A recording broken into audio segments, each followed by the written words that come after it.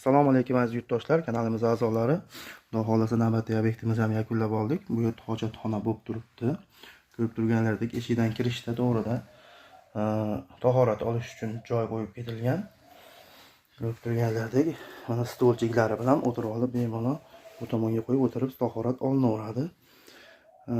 Razmerlariga kelsak, ichi qolishi 30 ga eniga 30, bu yog'i 43 bo'lib turibdi. Tashqisi 60 ga 57. Oyoqlarni qo'yib bemalol bunday profil qo'yib ketganmiz. Oyoqlarni qo'yib bemalol yuvilaveradi. Eshikdan kirgan o'ng qo'l, chap qo'lda 3 talik veshilka qo'yib ketganmiz kiyim ilish uchun. Bu yerga oyoq sochiq uchun yana bittalik veshilka, to'g'rida esa rakvina, qo'l yuvish uchun rakvina qo'yib ketganmiz sovun qo'ygichlari bilan. Bu tomonga unitaz o'rnagan.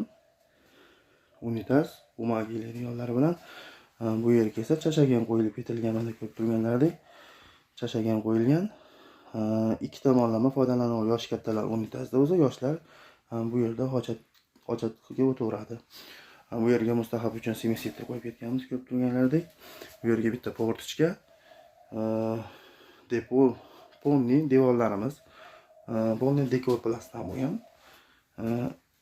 Dekor plas polni ko'rib turganlaridek, razmerlari, xonamizning razmerlari kvadratli holatda 2 ga 2 bo'lib turibdi. Pollarimiz polni mozaika bo'lgan, ko'rib turibsizlar. Polni mozaika pollarimiz.